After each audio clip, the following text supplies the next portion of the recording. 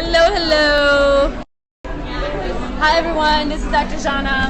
I'll put my glasses back on. Oh, yes. Very curious Bree. You look very serious, yes. I'm a sex researcher, professor of human sexuality at NYU, and your daily scoper on all things sex science and sex ed. I'm going to share my scope on yours. Oh, yes, please do. And I have a very, very special guest for you today here with Bree Olson, who so many of you know and follow and go into her scopes and then mention her on my scopes. I love Bree. Excellent. Yay. So if you think this would be fun and interesting to other people, please take a moment to share this with your followers now. So click that Perry Buddy down there and invite your followers. Because we're going to chat with Bree about her career in porn, her getting out of porn, what she's doing now on Periscope, what she's doing in life. I love you too. Yay, where is she? She's right here next to me. We're both in New York City. We're at the Periscope Summit. We're at the Periscope Summit where, a lot of different major Periscopers have been and have been giving talks and panels. Bree just did a couple of panels, actually, right? You talked about three. Oh, goodness. Three back-to-back, pretty much, yeah. This year? Yes, okay. That's me. And so Bree is going to share, oh my God, Alex Khan is in it. He's in Alex 10 minutes. is here. So Alex Khan has been interrupting us for like forever because he wants to get Bree to get a caricature drawn of her. Bree Ops are here. Yay! Excellent. So many people are loving you, Bree. Share with all followers. Let's see if that worked. Alex Khan is amazing, yes, and he's hot. And we decided that he was the only guy who can interrupt us here because so many people have been interrupting us. There we go. All right. So, hi, Bree. Hey. It's so good to meet you. It's good to meet you. This has been pretty awesome. Yes. Oh my goodness, it's going crazy. Look I at all told those you I people. invited. Yes. Yay. So let's give people a chance to come in and say hi. For those of you who don't know me, which is probably a lot because most of you know Bree. She's amazing. She's a sex scientist here in New York City. You're from where originally? I'm from Macedonia originally. Macedonia, which I didn't even know what that was. And they speak Macedonian. We speak Macedonian. It's a small country in Southeast Europe, and we speak Macedonian, but I've been here for like 9 years now. I have a PhD in developmental psychology from Cornell University, and now teach human sexuality. From Cornell. I know. Ivy Leagues. I proposed already, but it's too late. That was her first question. Can I marry you? I'm like, I'm already married, and they don't allow polygamy in the U.S. No. So we have to wait. I think maybe in like a couple of decades. Do you think that's going to happen? I would say within the next decade. Yeah? Yeah. Ooh, that's Utah's all over this, and they're heavy with the government, right? Well, for those of you who don't know Bree, who are my audience, who are you? I'm just a scoper. So I'm an ex-porn star, and so I guess there's a lot to be said there because I did on a lot of my panels today just talking about my experiences of life after porn and what that's been like for me. So tell me about life in porn first. How did you get into it? How long were you in it? What was your experience with it? I was just a horny teenager. I don't know how else to put it. So I had a girlfriend actually the whole time I was in high school. So 4 years I had a girlfriend, and she would not let me watch heterosexual porn. Because she thought I wanted a guy, and I'm like, no, I don't. Like, just because you watch Bukakis doesn't mean you want that either, But it's like, so when I broke up with her, I was obsessed with watching this heterosexual porn. I'm like, finally, I'm like, finally, after 4 years, this is so awesome. And then I got so curious because the girls look like they're having so much fun, and I'm like, let me just Google porn applications. And so I Googled, and at the time I'm pre-med at Purdue. I'm working at a cubicle, and I have no idea what I'm doing. 18 years old, and I Googled this, and a website comes up. Sure enough, of course, because it's like the internet. And I put up my pictures, I put up my phone number because that's how dumb and stupid I was at the time. And I'm like, I want to do porn. And that's how it happened. That's how it happened. How old were you? 18. 18. Wow. And they got back to you? And oh, yeah, they got back to me. Oh, yeah, they did. And it was so silly. I was wearing a beanie. I had no idea what I was doing. So I went out. I got paid like crap at first because I didn't know better. And then, of course, it grew into something huge, which I didn't expect. And I tried to stay in school at first, and then I'm like, well, let me put school off. Let me wait a minute. Let me do this. Let me do that. And before you know, it was just full on porn star Bree Olson. Right. And then, so after about a year, the novelty wore off, like most jobs, and it became just very much like clockwork. And I'm like, okay, well, this is getting, and then the older I got, I'm like, I'm not really, and that's another thing about me. I don't have a sob story about it. Like, I wasn't treated badly in the industry. I do have a lot of quarrels about them unionizing and how they take advantage of women financially. But as far as how I was treated on set, it was fine. Did you enjoy that kind of work? I mean, I see guys. I'm a very sensual, sexual person, and when I first quit porn, I tried to hide that because I'm like, maybe I shouldn't be that way. Maybe I have to stop everything. But now I finally found a happy medium of like, look, I can still be sensual and sexy and whatever, but also demand respect, And I've also tried to show women that are still in the sex industry, look, there's a difference between a fan, someone that respects you, that's going to buy your product, and a difference between a guy that's like, show me your tits, you worthless whore, because that's not a fan. That's just a disgusting person. Yeah, basically an abuser of whatever you have to offer. But before, porn girls, we would put up with that because we thought, oh, they're still going to buy our products. But no, they don't. And even if they did, you don't need the ones like that. There's plenty of the quality. There's plenty of people out there who are going to respect you and buy your product. Yes, right? Exactly. How long were you in porn? 4 or 5 years. What was the thing that you enjoyed the most and the least? The thing I enjoyed the most was the actual sex. Believe it or not, there's not very much of it when you're a porn star. I got contracted and I was only doing 10 scenes a year. Wow. But I traveled 200 days a year. So it was a lot of store signings, a lot of this, a lot of conventions, interviews. So people today have been like, oh, you speak so well. And it's like, surprisingly, I learned it from the porn industry. Much of it, yes. Right. And so the sex was the best, and then the worst I think was just living out of a suitcase, being in hotels all the time, flying all over the place. But now looking back, royalties, not being able to, because even the music industry, people are like, oh, well, maybe the women deserve it because they're stupid, they're young when they get in, or they're on drugs, or this or that. And I said, they are not the issue. Let's talk about, like, think about the rappers, for example. In rap, they don't know what they're signing in contracts, but they obviously have someone looking out for them. Someone that says they are going to get royalties for the rest of their life if you play their song on your radio station or on your Spotify or whatever in the hell people use these days. And they're going to get money for it, and they will for the rest of their lives.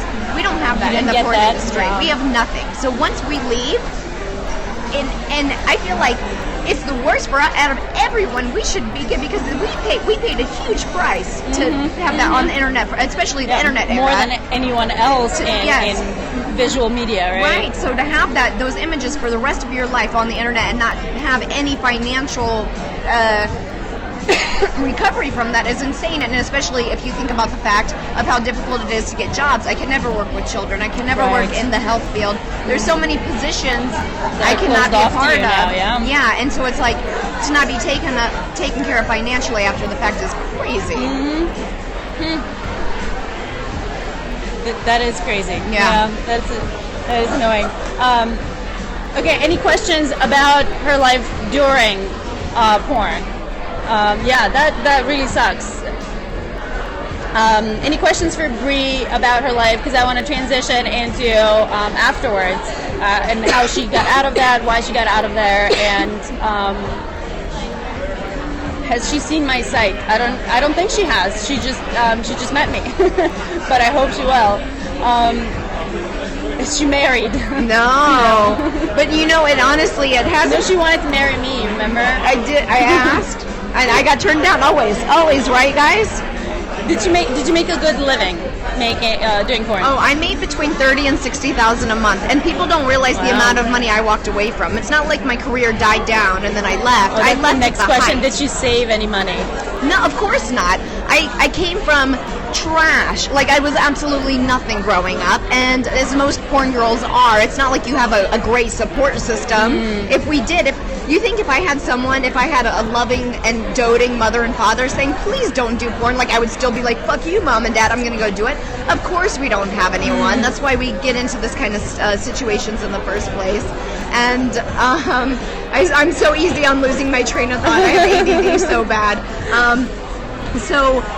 When I got in, I'm making this insane amount of money, and like I had mentioned, the rappers and stuff, and I make fun of myself. I said I blow it faster than rappers at the strip club. It was like helping my friends, my family. They're like, will you buy me a car? Will you help me with this? Will you help me with that? And also for me coming from poverty, that's obviously all I was surrounded with was people from poverty. Right. So you everyone need to help needed them out. And so I helped everyone. Of course, I learned after the years, like, okay, you gotta stop being like the winning the lottery and handing out all your money. But I bought my fair share of Louis Vuittons and stuff, and but you get smarter the older you get. I did build a house in Indiana, so I have $1 million custom built home in Indiana. So that's nice so to you have. kind of saved in that way. In that way. So I at least have that. I'm holding on to that house. It's a gorgeous place. I never get to see it, but I have it. I'm in LA. Why Indiana? That's where I'm from. That's you're from. And the whole time I was in porn, I never lived in LA. I would only fly. I would commute for the shoots. Yeah. Huh. Yes. We already talked about what got her in porn. Someone asked, is there anything about being in porn that you miss? I miss the money. Jeez. I would say I miss the sex, but I have plenty of great sex off camera. Off camera, yeah. Right. So the money was great. I'd take that again any day. Okay, so what made you get out of it? It just became, it's not like any other job where it's like, okay, this is getting old, but I can still do it. Porn is sex. So when I have a person on top of me, inside of me, that can feel very violating if it's something you don't want to be happening. And so it's not like porn isn't a job where if you're not in the mood, you can still do it. And it was getting to the point like I'm either going to have to start drinking or taking drugs to be able to do this, or I have to just stop. And so I just stopped. So it's not like they weren't mean. It didn't feel right to me anymore. And I grew up. I literally, because like I said, I started when I was a baby. 18 is so young. So my 18-year-old self loved it, but my 24-year-old self was like, you know what? Yeah, it's like I would like to do this off camera now. This doesn't feel as comfortable on camera. And I appreciate you saying you're proud of me. I wouldn't necessarily call it proud. I would just say, if you want to do porn, you can do porn, but be careful of the repercussions because it'll fuck up the rest of your life, and I don't know why you would want to do that. I didn't think of that. I was 18 and very dumb. But I just look at it more of like I just grew up and I just moved on. Right. I mean, it's something that it's a job, and you can be doing it because you like it and enjoy it. And so, as long as you're making an informed decision about what that means, all jobs have their pros and cons, right? Yes. No job is like perfect for everything. And so, can you hold this for a second? Yes, of course. And so, as long as it's an informed decision, and when you're not feeling it anymore, you get out of it, just like any other job. You know what I would really like to see is like more 25-ish year olds getting into it. I would feel so much better. I feel so guilty, even though 18-year-olds, I can admit when a girl's hot. Like, great looking 18-year-old, but it's like I know in my head because I've been there. I know that she knows nothing, and I've asked these girls, what do you think about unionizing? How do you feel about not getting royalties? And I literally have them say, what's a union? Oh my God, yeah. And I'm like, oh my God, please don't let her do this. She doesn't realize she's going to ruin her fucking life. Like, it's not ruin, like if you're a strong woman, like me, you can recover and triumph and whatever. But a lot of girls, they go into hiding after this. It's like, you're either a porn star or you disappear into nothing. Mm-hmm. Yeah, they don't think about that. All they think about is like, oh, I can become a star, a porn star, and they focus on the stardom. Yes, part but of nobody that, thinks but of not what is going to happen later on. Right. So, okay. Union should be a necessity. You're right, Carrie. Yeah, absolutely. It should be illegal for 18-year-olds to do porn. Do you think? Think that should be illegal? Do you think that the age of consent for that should be raised? I don't. It's such a tough call for me because I feel like we're humans. Sex is very natural for us, and I don't want to restrict that, but I just don't think that it should be highly regarded of 18-year-olds supporting 18-year-old porn, teenage porn. Right. 18, 19, that's teenagers. Yeah, they're still teenagers. People aren't even yeah. allowed to drink here until they're Yeah. 21, but you're allowed Right, to right. have sex with 100 men at a time on camera. That's absolutely bizarre to me. Yeah, I totally agree. I mean, to have something like drinking be not an acceptable, not a legal thing at the age of 19, 18, but you can make this kind of a life-changing decision. Yeah, that's crazy. Yes. So what are you doing now? So I've been working on. Oh wait, hold on. Okay. Before, is it as safe as they claim in reference to STD testing, condoms, etc.? I'm sorry. What was the question? I missed it. What did you say? Is porn as safe as they claim to be in terms of STI testing and? So we get tested once a month, but the problem with getting tested once a month, because all the talent is tested, but obviously we're having sex outside of the camera, industry. right. So what if you catch something in between that 30 days? Now, Right. as a porn star, but there's not really porn stars anymore, so I feel like women have lost this right. But we started to get very picky, and we would say, you have to be tested within 3 days of doing a scene with us, is what we could require. And I know that Sasha Grey did that often as well, which I appreciated. And there were also some companies that were condom only, and now the whole state of California has made it so it's supposed to be condom only, but now they're just moving to Vegas, which I think is Right. really unfair and unfortunate. Yeah. And another thing is that people bring up, HIV or AIDS scares, but really what a lot of people don't realize is that's focused on the gay community porn, which is completely separate entities. Literally, gay porn and straight porn have nothing to do with each other. I don't know any gay. I love my gay. I'm pansexual, so I love it, but we literally just don't have anything to do with each other. It's amazing how separate the industries are. It's like two separate worlds. That's why I tell them the industry is moving to Vegas. Yeah. Yes, it is. But I was really lucky. So there is the risk. You do still have a chance. There is a chance, obviously, but you'd be amazed by the numbers that it's completely safe. And I guess it's safe in a way that it is so regulated, because if you think about random girls that go and hook up and might not use protection, Right. or you get too drunk, you had some loose juice, and you're not safe enough, or the condom breaks. So at least these people are literally being tested every month. All the time, I have scars on right Oh, here wow. from the needle, from constantly Taking because blood, I yeah. had to at least once a month. Sometimes I would do 2 or 3 times a month. How about sexual For your assault? honesty, absolutely. I'm sure some people are wondering. Did you feel pressured on set to do certain things that you might not have wanted to do? Was there? Did you ever feel like sexually assaulted or violated? So I am naturally a very submissive person. Like if you said to me right now, could we do this Periscope on the floor? I would just naturally get on the floor with you, and I wouldn't question it, because I'm just such a submissive person. Like, that's what I would do. And Tasman, I don't know where she is, but she's a good friend of mine. She's like, get up off the fucking floor, girl. She's like, stop. You have to stop doing that for people. But that's so I would do that with you, so you can only imagine how my Right. personality on a porn set, if a guy asked me to do something, I'm like, just wide-eyed, okay. Whatever you say. So yeah, I feel like that was taken advantage of. But I feel a lot of girls in the industry, if you pay attention to the girls from adult, they share a lot of the same characteristics and qualities that I do, and I feel like that's one of them. A naturally submissive thing where people could easily take advantage of, or something of that nature. Gotcha. But I didn't feel, there was definitely no one beating me or anything like that by any means. Yeah, we got it. I don't usually, how I block people very easily, but right now I can't. Right. I can't do everything. I'll go back and block the idiots. Thank you, Stout So Managing. let's talk about what you're doing now, and you've been very sort of giving. You've been doing philanthropy kind of stuff. What are you doing now? Someone suggested on my Periscope that I should use my Amazon wish list for the homeless and to make homeless backpacks, and I said, okay. Like, if people give me ideas, I'm you've very never thought open. of, Yes, like, I mean, come on, I did porn. You can throw out any idea. I'm obviously open-minded. Right. So they said that, and I said, yes, let's do it. And I went in 1,000%.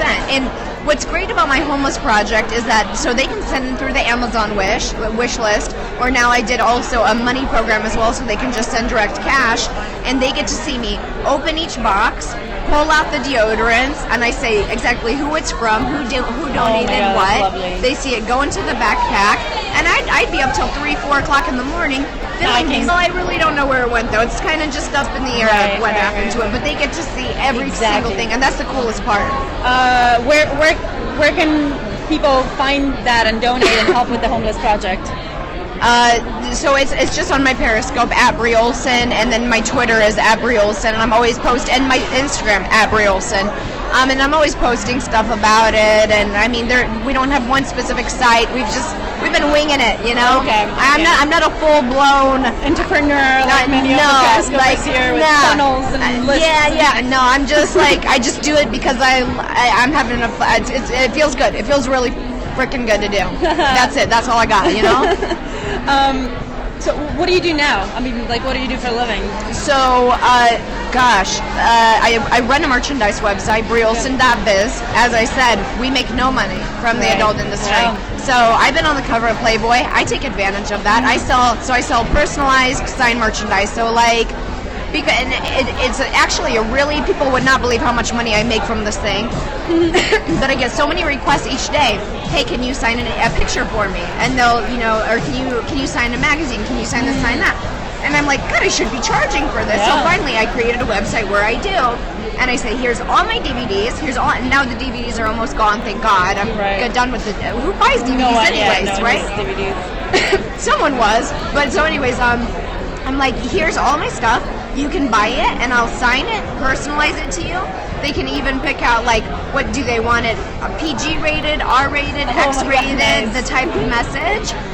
Or they can say very specifically, hey, put, hi, Johnny, I love you. I want to come visit you in Massachusetts sometime. Love Bree Olson. And so I can put exactly that to them. Nice. And so it's been very great for me. And now I'm actually going home for all of November and December to write my book. All right. And you can't ask me any questions about it. Just I'm writing a book, and that's all I can tell people, and that's what I'm doing. But Periscope has been a really great platform of just giving me this confidence boost to finally be like, you know what, I am ready. I'm a human being. I can do this. I have the confidence to go finally do this now. Because it's something I've been wanting to write this for 4 years. So to finally go and do it is great. And Periscope helped with that? They did. It helped a great deal. Awesome. Oh my gosh, they're amazing. I mean, they helped me dress myself. Of course they helped me decide to finally write my book. Let me ask you one more question, and then we're going to let you go. About what you were talking about at the panel, and people are asking, how do you deal with stalkers, bullying, harassment? You can't even spell your right. Okay, sorry. Oh.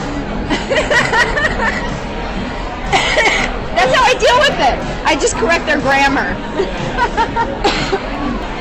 I guess, yeah. I mean, sometimes, like, I try to just go through and just block them and continue going, but sometimes I'll do that because I'm only human, right? And I'm on scope so much, so sometimes I'm like, holy guacamole, yeah.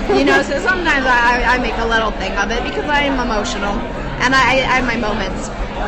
Do you have stalkers offline that you've had to deal with and harassment? Oh yeah. This is an interesting story, and we'll finish on this because it's pretty interesting. Long story, super short. I had this stalker when I first started porn. I was 19 years old. He moved across the country to live just a few streets down from me. For months, harassment. I had video of him. I had all the texts, all the phone bills, all the emails, everything. I hired a lawyer. He didn't have a lawyer. He fought the restraining order. We're in court, literally just for restraining order. No charges, just for restraining order. The judge ends up granting him not the restraining order. This white male judge looks at me, about 60 years old, and says, young lady, you should have thought about your career. You brought this upon yourself. No shit. That's what he said to me. And that day I went and bought my gun. That's my first gun that I bought because the law wouldn't protect me, and I had a judge say that to me. That because you're a porn star, you decide to be... He said I brought it upon myself and that I deserve... And sexism runs deep in this country. Yes! Oh my goodness. Yeah, isn't that crazy? Wow, thank you so much for Thank sharing you. all of this. We have to let Bree go. We have other things that we need to do here. But this was really, really awesome. Thank you so much. If you don't follow Bree, if you're And my you guys, audience, be sure to please follow her too. Thank you. Yes, do follow me. Click that Perry Buddy down there and follow me. And if you think other people would have liked to see this, share it with your followers now so they can watch the replay. Yes. I will be back later with more sexy stuff. And bye for now. Thank you so much. Thank you.